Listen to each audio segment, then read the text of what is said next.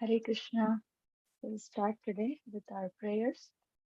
Om Ajnanatirmirandasya Jnananjana Shalakaya Chakshur Militam Yena Tasmai Shri Gurave Namaha Shri Chaitanya Manobhishtam Stapitam Yena Bhutale Swayam Rupa Kadamahyam Dadati Swapadantikam Vandeham Shri Guru Shri Yutapadakamalam Shri Guru Vaishnavamscha Shri Rupam Sagrajatam Sahagana Raghunathanvitam Tam Sajivam Sadvaitam Savadutam Parijana Sahitam Krishna Chaitanya Devam Shri Radha Krishna Padan Sahagana Lalita Shri Vishakhanvitamscha He Krishna Karuna Sindhu Deenabandho Jagatpate Gopesha Gopika Kanta Radha Kanta Namostute Tapta Kanchana Gaurangi Radhe Vrindavaneshwari Vrishabhanusute Devi Pranamami Haripriye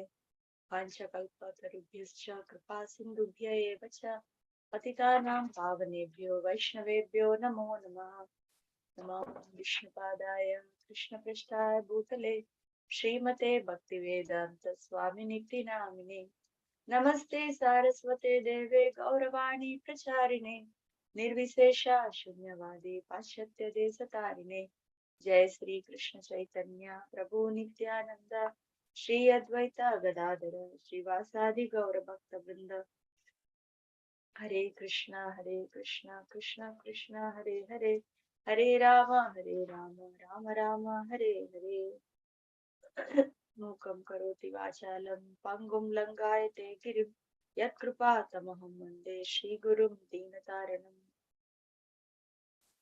Om Namo Bhagavate Vasudevaya Om Namo Bhagavate Vasudevaya Om Namo Bhagavate Vasudevaya.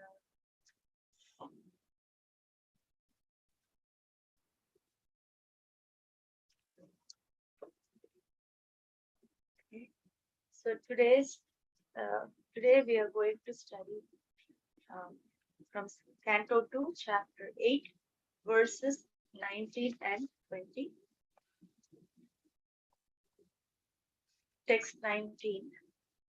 Tattvanam parisankhyanam lakshanam hetu lakshanam purusharadhana vidhir yogasyadhyatmikasya cha tattvanam parisankhyanam lakshanam hetu lakshanam purusharadhana vidhir yogasyadhyatmikasya cha.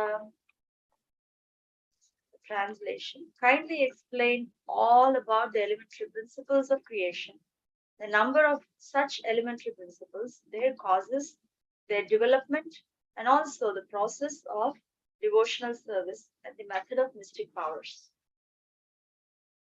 Text 20. Yogeshwara Gatir Linga Bangastu Yoginam Vedopaveda Dharmanam Itihasa Puranayo Yogeshwara Gatir Linga Bangastu Yoginam Vedopaveda Dharmanam Itihasa Puranayo Yogeshwara Gatir Linga Bangastu Yoginam Vedopaveda Dharmanam Itihasa Puranayo. So Yoga Ishvara, the master of mystic powers, Aishwarya opulence, Gatihi advancement, Linga astral body, Bangaha detachment, Tu but Yoginam of the mystics, Veda transcendental knowledge, Upaveda knowledge in pursuance of the Veda indirectly, Dharmanam of the religiosities, Itihasa history, Puranayo of the Puranas. So translation of this verse, text 20. What are the opulences of great mystics and what is their ultimate realization? How does the perfect mystic become detached from the subtle astral body? What is the basic knowledge of the Vedic literatures, including the branches of history and the supplementary Puranas? I'll read again. What are the opulences of the great mystics and what is their ultimate realization? How does the mystic, perfect mystic, become detached from the subtle astral body. What is the basic knowledge of the Vedic literatures, including the branches of history and the supplementary Puranas? So we'll read the purport of Srila Prabhupada.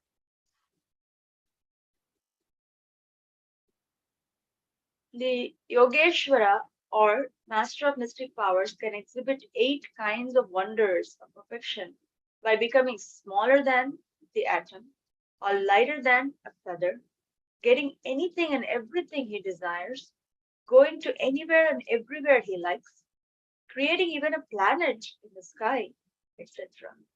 There are many Yogeshwaras having different proficiencies in these wonderful powers, and the topmost of all of them is Lord Shiva.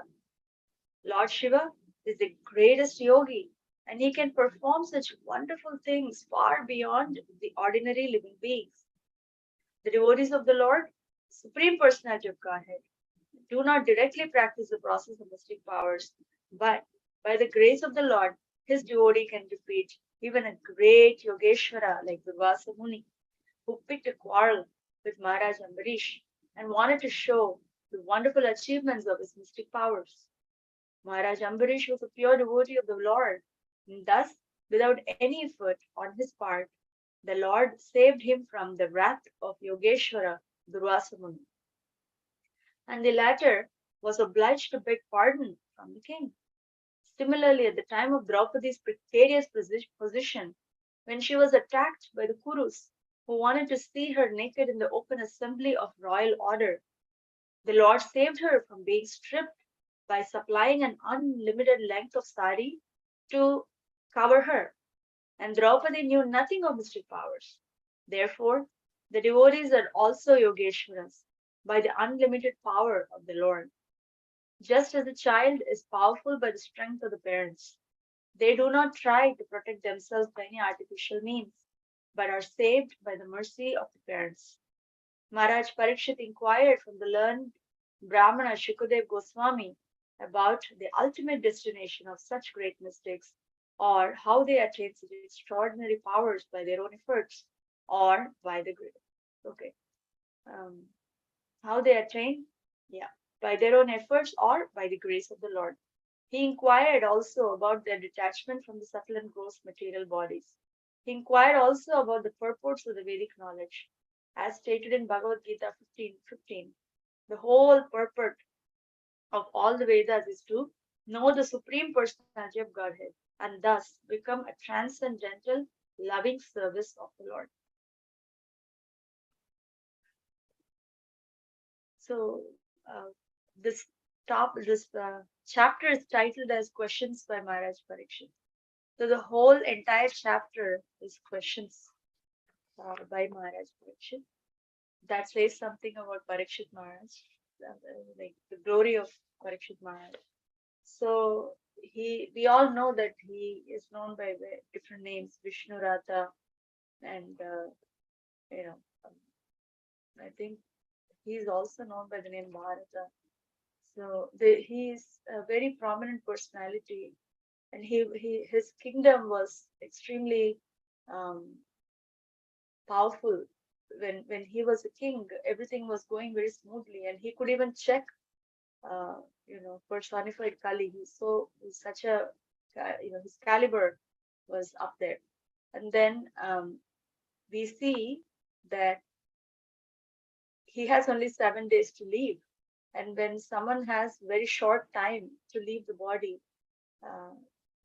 we usually they take care of practicalities. At least, I've seen in the medical field some amount of practicality and some amount of emotional,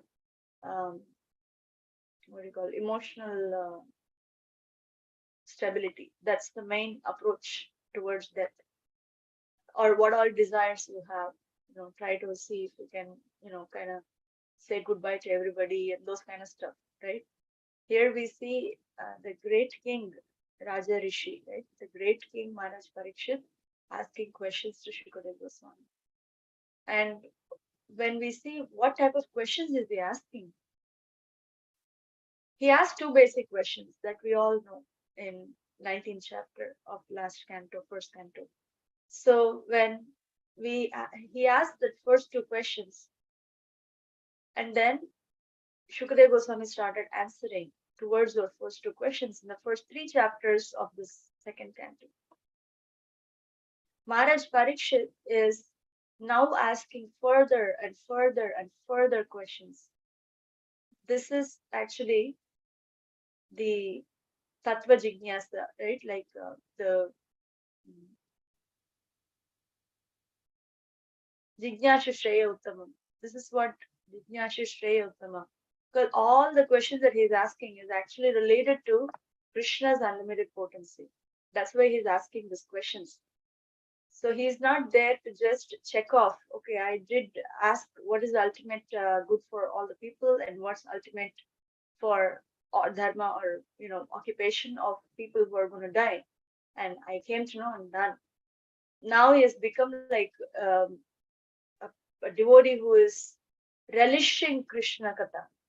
He is relishing Krishna Katha. So he is asking questions about creation, questions about how Krishna interacts with his energies, basically. So it's all Nirbandha Krishna Sambandhe. It's all related to Krishna. So he's asking. Now in the 19th verse, the question that he asked is, kindly explain about elementary principles of creation, the number of such elementary principles, their causes, their development, and also the process of devotional service and the method of mystic powers. So if we even think about this question, we will understand that this is Sankhya, right? This is basically Sankhya. And where is this covered in Srimad Bhagavatam? Very prominently, it's covered in third canto. In the second half of the third canto, mainly Kapila Dev's teachings. So see how history is related.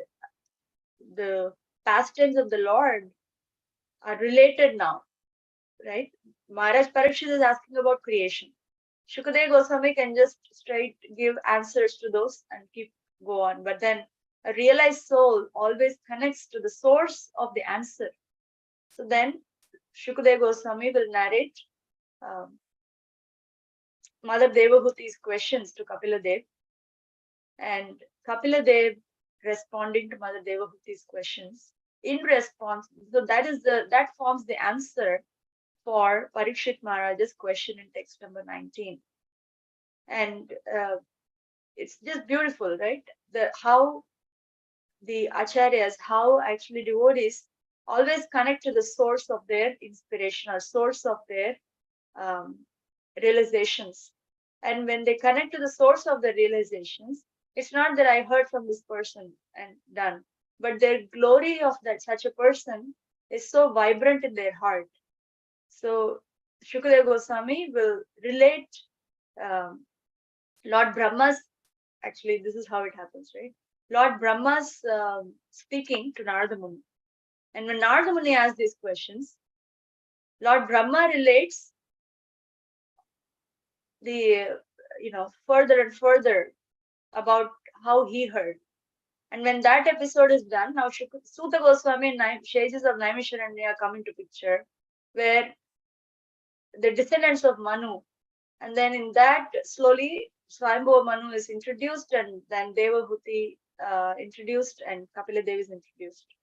But so basically, in essence, the glory of a Vaishnava is known by their talking Krishna Katha, right? So it keeps going, backtracking. So now for this question, text 19, the responses are in third canto. The next question is Yogeshwaraishwarya Gati, text 20. Linga Bangastu Yoginam, Vedopaveda Dharmanam, Itihasa Puranayo. It's two different questions in one verse. Yogeshwaraishwarya Gati.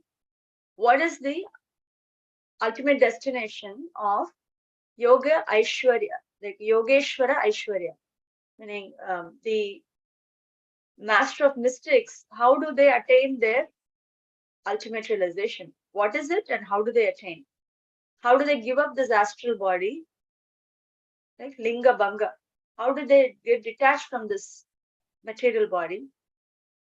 And then the second part of the question is, what is the basic knowledge of Vedic literatures, including the branches of history and supplementary Puranas?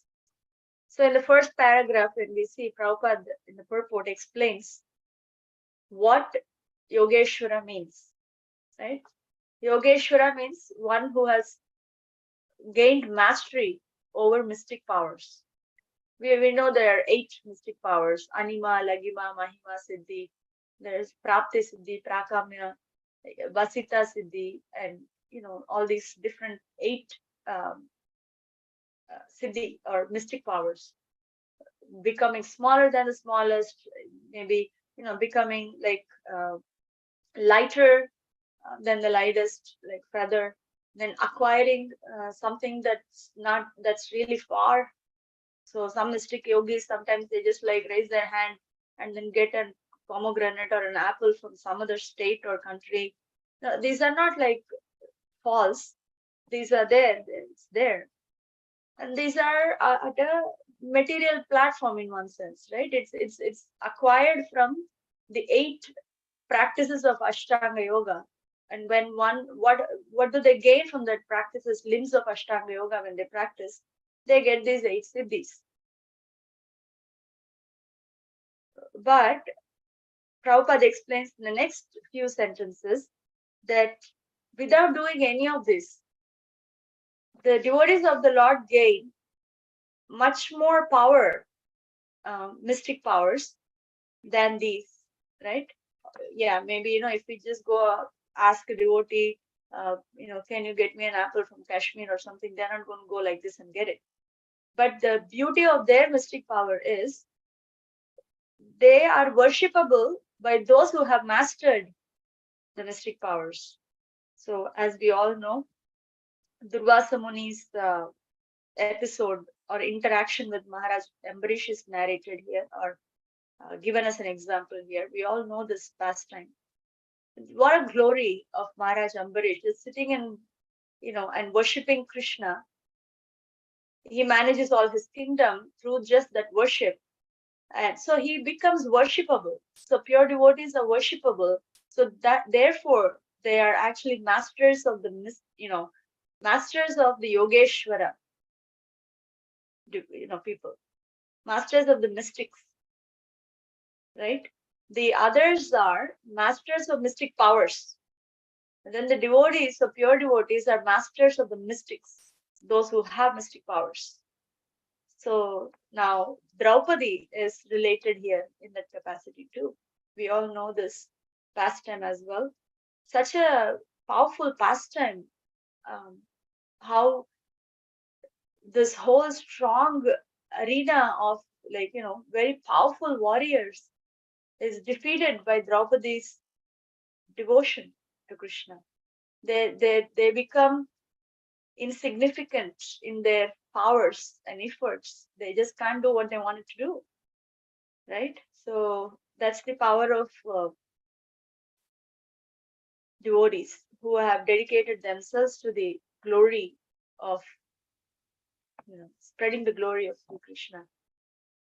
So, and then Prabhupada says that even though the devotees have such strength, they do not try to protect themselves by any artificial means, but they are saved by the mercy of, So the beauty is they are directly connected to the actual Yogeshwara, right? Yatra Yogeshwara Krishna, right? So wherever there is Krishna and the Arjuna, there is victory. So similarly, wherever there is Yogeshwara Krishna and a devotee connected to that Yogeshwara, then there is victory, or there is supremacy. So devotees are mystics in a way that they are connected to the ultimate Yogeshwara, not just by practicing some physical Ashtanga Yoga practices, but by pure devotion and love, they are actually Yogeshwaras. In the last paragraph, Prabhupada explains about Maharaj Parikshit. Now, inquiring from Shukadeva Goswami, also the essence of all Vedic knowledge. The link between these two questions that we see actually is all the Yogeshwaras who have mastered, mystic powers, how they reach their ultimate destination. And what is their ultimate destination? It's described in the Vedas, that is attaining the lotus feet of Krishna. So that's why Prabhupada quotes 15:15. The whole purport of studying the Vedas is to know Supreme Lord. So that's the ultimate destination if the master of mystics become devotees. Or in other words, for everybody, ultimate destination is Krishna. If they don't reach there, it's not ultimate destination. It's not the end, right? It is actually still just on the way. One has not completed their journey yet, right? So for the second question, it's not like direct answer, but Shukadeva Goswami then narrates all the different pastimes of Dhruva Maharaj. Who other mystics we can think of? Dhruva Maharaj did Ashtanga Yoga. He just stood on one leg, and all these we will read in fourth canto. He just breathed once in 14 days, inhaled once in 14 days, and all kinds of practices. Dhruva Maharaj is one such mystic. Then we know that Prachetas were, uh, off under the water um, and meditating. And Narada Muni goes and awakens their connection with Krishna.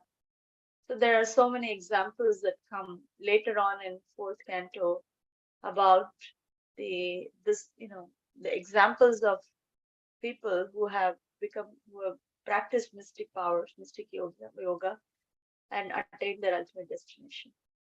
So that's it for today. We will pause here. Text 19 is about Maharaj Parikshit's question on Sankhya Yoga and also process of devotional service.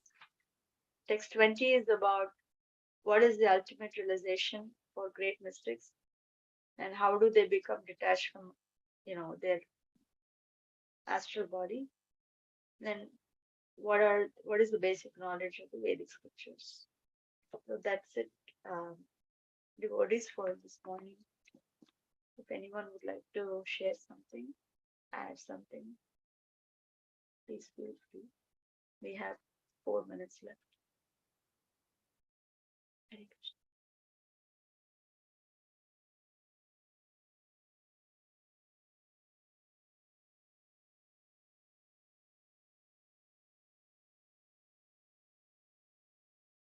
If we also think a little bit carefully, these questions are not new. These are similar questions that was asked by Vidura to Maitreya. Now Parikshit Maharaj is asking to Shukadeva Goswami, and then Shukadeva Goswami will relate the conversation between Narada Muni and Brahma, where Narada Muni asked similar questions to Lord Brahma.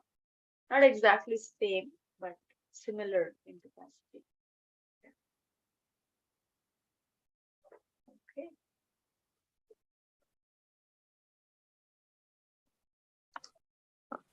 Hare Krishna, Mataji, please accept my humble obeisances. All glories to Guru Maharaj Srila Prabhupada.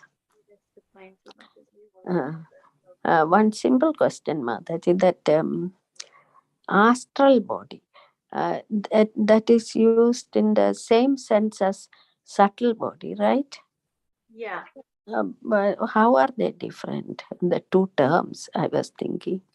Astral and subtle. Subtle body we understand, gross and subtle. Astral body, I should look up in Google or something, but I was wondering what is that? Where does that come from? I don't know if there is a difference. Mm-hmm. I'll go back to see if there was anything Prabhupada, right?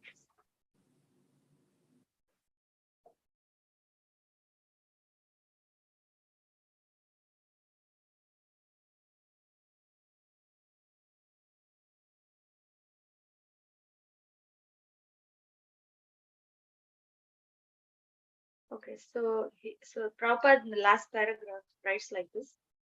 Maharaj Parishit inquired also about their detachment from the subtle and gross material bodies.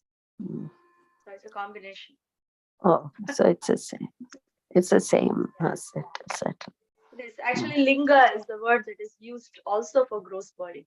Okay. It's also used for gross body. So astral body, basically, I understand now from Prabhupada's purpose, material body.